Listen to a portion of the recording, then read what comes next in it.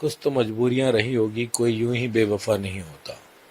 मोदी सरकार की जरूर व्यवस्था कुछ है।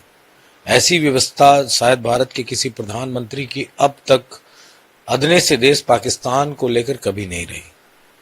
इनसे ताकतवर तो महाराष्ट्र के बाला साहब ठाकरे जी थे।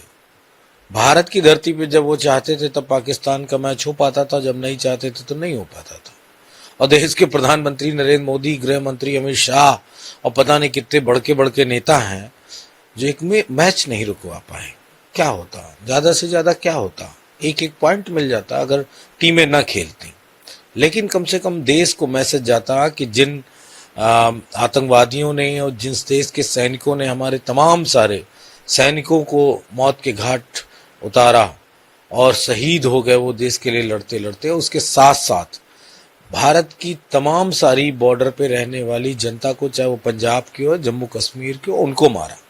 तो इन सब बातों को अगर प्रधानमंत्री नरेंद्र मोदी ध्यान रखते तो मेरे ख्याल से शायद ये सारी चीजें ना होती। लेकिन ये हो इसलिए रहा है कि सरकार के पास देने के लिए कुछ नहीं है।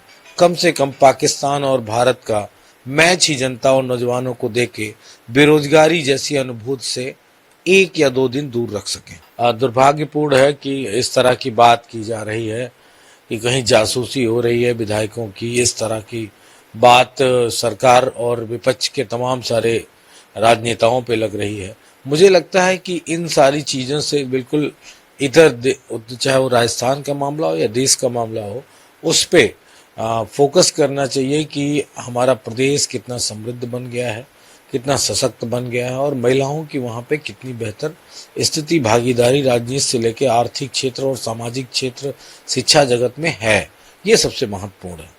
अब दुरुस्त करे होत का जब बीजेपी ले गई वोट।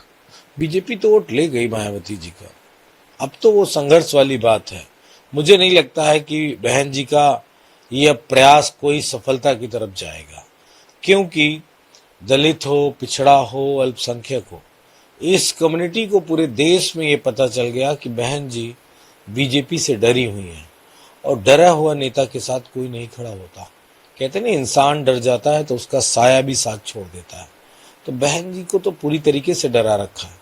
ठीक है, उनका प्रयास उनके राजनीतिक दल को आगे ले जाने के लिए हो सकता है सकारात्मक दृष्टिकोण से आगे बढ़ाने वाला हो, लेकिन मैं इतनी बात कहूँगा, कहते नहीं है कि जब बीजेपी ने वोट लूट लिया तो फिर अब आप अपना संगठन दुरुस्त करिए, कुछ भी करिए। वो तो आपके वोटर्स को 5 किलो राशन पे ले आई। उस वोटर पे जो वोटर इस देश के संवैधानिक ढांचे को मजबूत करने के लिए आरएसएस और बीजेपी जैसे राजनीतिक दल से हमेशा दूर रहता था, अगर उसको कोई नहीं रोक पाया तो बहन जी। ये दुर्भाग्यपूर्ण है जब योगी आदित्यनाथ जी उत्तर प्रदेश में लॉ एंड ऑर्डर की कस्में खाते हैं। एक ऐसा परिवार जिसके साथ इतना दुर्दांत व्यवहार हुआ, उस बालिका के साथ क्या किया, आज भी सीआरपीएफ के घेरे में परिवार रहता है। यानी कि योगी आदित्यनाथ के सजातियों को इतना मन बढ़ चुका है कि वो कभी भी किसी को मार सकता है।